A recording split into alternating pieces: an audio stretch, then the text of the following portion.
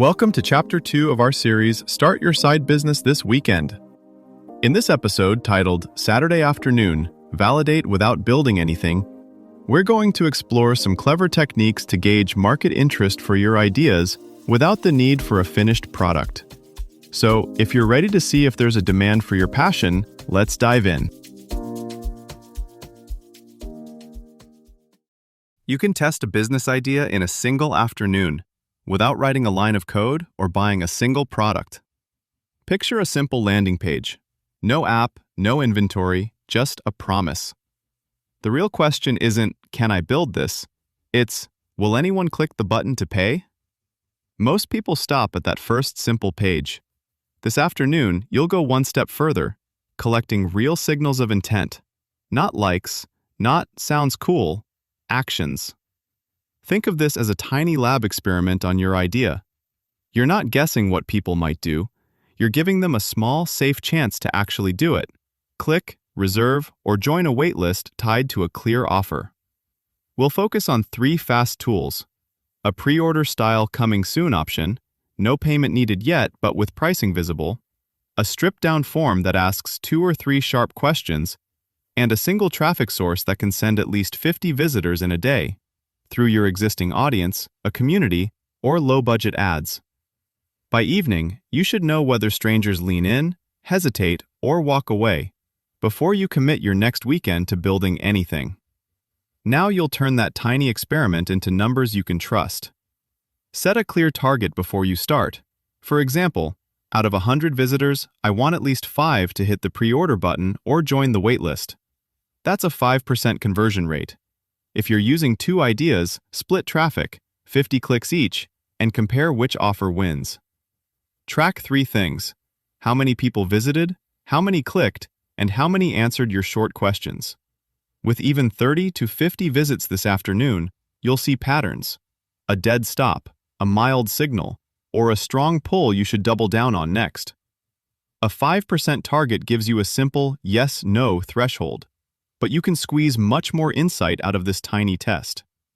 First, classify responses into 3 levels of commitment. Level 1, soft interest, clicks on your main button but no form completed. Level 2, qualified interest, button click plus form answers, but no reply when you follow up. Level 3, engaged interest, form answers plus they respond to a follow-up email or DM. If you get 100 visitors and 7 people click, 7%, that's promising. But if only 1 person answers your follow-up, your real signal is closer to 1%. Track each level separately. A pattern like 10% clicks, 6% forms, 4% replies is far stronger than 10% clicks, 1% forms, 0 replies, even if the top-line click rate looks similar. Next, analyze which parts of your offer are doing the work. Look at 3 elements. 1. Headline. If you run a low-effort A/B headline test, 50 visitors each, and version A converts at 2% while version B hits 8%, your idea probably isn't the problem. Your framing was. 2. Price. Try listing 2 price points on your page. For example, $19 and $49 options. If 80% of clicks go to $49, you may have underpriced your value. 3. Segment. Add 1 multiple-choice question. For example, what best describes you? If you see 12% conversion from freelancers and 1% from small agencies, you found your starting niche. Treat today's numbers as a directional signal, not a verdict. With 40 visits, 3 button clicks, 7.5%, and 2 thoughtful replies, 5%, you've earned the right to design a slightly deeper test. With 80 visits and 0 clicks, assume the offer is off, not that no one wants this. Change 1 major variable, problem statement, audience, or promise, and rerun. Finally, validate that people care enough to be inconvenienced. Send a short message to every level 2 and 3 lead. Ask for a 10 to 15-minute call, or propose a paid early bird deal. For example, $10 to reserve a $40 product. If out of 5 replies, 3 book a call and 1 pre-commits with payment details, that beats 50 casual signups with no follow-through.